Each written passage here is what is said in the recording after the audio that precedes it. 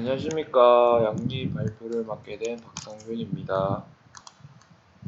네, 목차는 다음과 같고요. 그리고 진단에 대해서 알아보겠습니다. 자가면역 중증 근무력증의 진단은 가족력, 신호, 증상으로 이루어질 수 있지만 특정한 신경쇠약, 감염, 내분비, 선천성 종양, 퇴행성 뉴로머스큘러 질병에서 유래된 것은 진단이 어렵습니다. 중증 근무력증의 결함들은 안티콜리너지 에스트레이즈 약물로 매우 호전될 수 있습니다.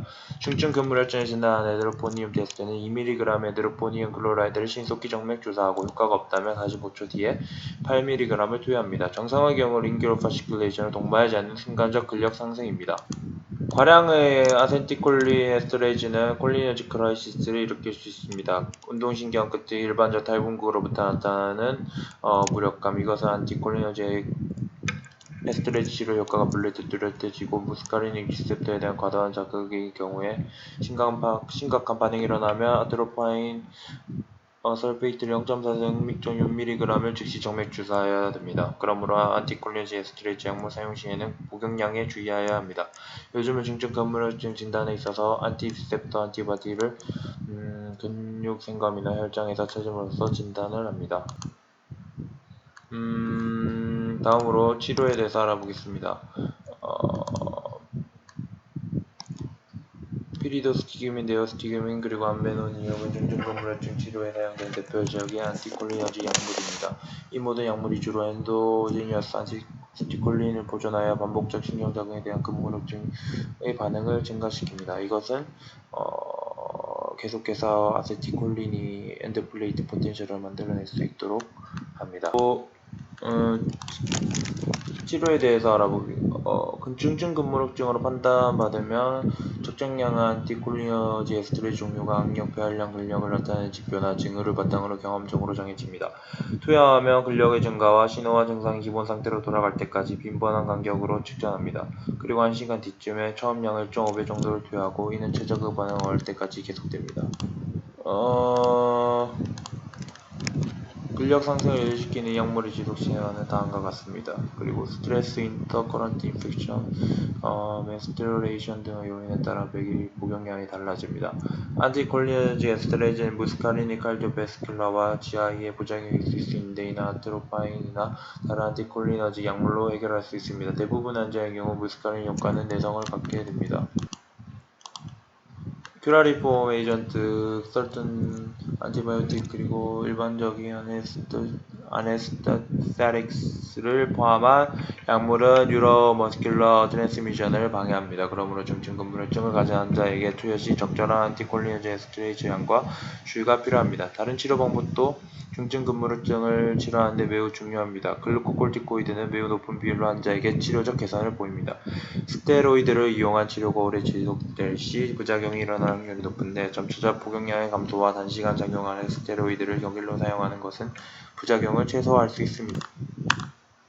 스테로이드 치료를 하면 근육의 약화는 증가합니다. 하지만 환자가 지속적으로 스테로이드를 복용하면 호전되고 안티콜리너지 에스테레이즈 복용량은 줄어듭니다. 그리고 다른 면역 억제제인 아자티오파인과 사이클로스포린 또한 효과가 있습니다. 흉선 절제술은 근무력증이 사이오마이오마나 안티콜리너지 에스테레이즈와 스테로이드가 적절히 조절되지 않을 경우 필요할 수 있습니다. 중증 근무력증의 자가면역 원인으로 생각하면 플라즈마 페리시스와 임뮨테라피는 다른 치료 효과를 보지 못한 환자에게는 효과적이라고 증명되었습니다. 근육의 증가는 니코틴이 아세틸콜린에 대한 항체의 감소와 관련됩니다. 다음으로 프로필락시스인 콜리너지 에스테레이즈 이니비터 프로보이진에 대해서 알아보겠습니다. 피리도스티그민을 사전 처리한 실험동물은 특히 소만과 같은 신경에 작용하는 도구로 발생하는 무능력감과 사망률을 감소하는 것을 보였습니다. 이 약물의 대대적 복용은 1990년 페르시안 걸프 전쟁에 신경에 손상받은 사람을 대상으로 시행되었습니다. 8시간 간격으로 30mg을 복용하고 약 1% 정도 부작용이 나타났고 0.1% 미만이 더 이상 약을 복용하지 않아도 되었습니다. 장기적으로 추적 결과 피리도스티그민을 복용한 사람은 낮은 비율의 뉴로로직 신드롬을 보였고 피리도스티그민은 소만을 예방할 수 있는 FDA 승인을 받았습니다. 다음으로 인톡시케이션 바이 안티콜리너직 드러그에 대해서 알아보겠습니다. 파인과 다른 뮤스카리닉 에이전트뿐만 아니라 페노사이오진과 안티히스타민 그리고 트리사이클릭 안티디프레센트와 같은 약물도 안티콜리너직 액티비티를 갖습니다. 비조스티그마인은 위의 약물의 과부감과 비정상적인 반응으로 일어나는 센트럴 안티콜리너직 신드롬을 치료하는 데 효과적입니다. 심실전도장애 그리고 심실부정맥과 같은 10만 개의 황후일제와 베노사이오진은 다른 나쁜 영향은 비조스티그마인으로 치료할 수 없습니다. 또한 비조스티그마인은 발작기를 일으킬 수 있기 때문에 장점과 단점을 잘 고려해야 합니다. 커터너리 안티아세틸콜린에스테레이트와 달리 비소스티그민은 마인은 BBB를 가로지를 수 있는 터티어리 아민입니다. 다음으로 알츠하이머에 대해서 알아보겠습니다. 알츠하이머는 뉴클리어스 베이잘리스 오브 메인헐트와 같은 피지랍으로부터 나오는 손상되지 않은 콜리너진 뉴런의 결핍이 알츠하이머 환자에게서 관찰됩니다. 다른 CNS 디제너레이티브 디지즈와 유사하게 CNS에 있는 콜리너진 뉴로트랜스미터의 농도를 진하게 예주는 치료법이 조사되었습니다. 1993년 FDA는 타클린을 알츠하이머 디지즈 치료를 위해 허가하였지만 높은 빈도에 강화된 알라닌 아미노트랜스퍼레이즈와 헤파토톡시티는 이 약물의 사용을 제한하였습니다. 다른 부작용은 일반적인 아세틸콜린 에스테레이즈 약 억제제의 사용으로 인한 것입니다.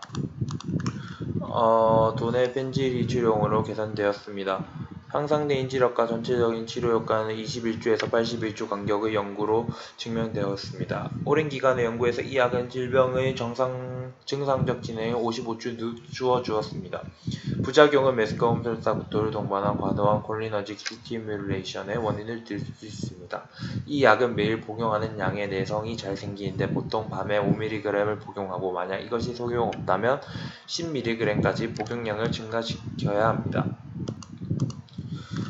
칼바몰레이팅 이니비터로 오래 작용하는 리바스티그민은 미국과 유럽에서 사용 허가를 받았습니다. 이 약은 거의 연구가 진행되어지지 않았지만 이 약의 효과와 내성 그리고 부작용은 도네펜질과 유사합니다. 갈란타민은 최근 FDA에서 승인한 다른 아세틸콜린 에스테레이즈 이니비터와 같습니다.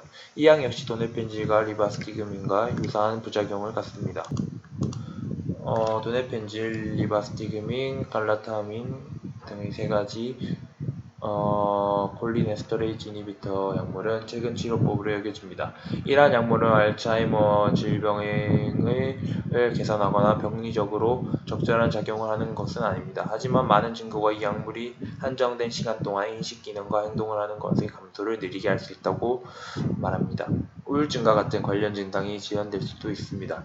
현재 치료 중 연구 성과는 Arresting Inflammatory Process 또는 뉴로디제너레이션과 선택적 콜리너직 리셉터 모듈레이션을 동반한 Combining Cholinergic Esterase Inhibition의 시너직 액션입니다. 이로써 발표를 마치겠습니다. 감사합니다.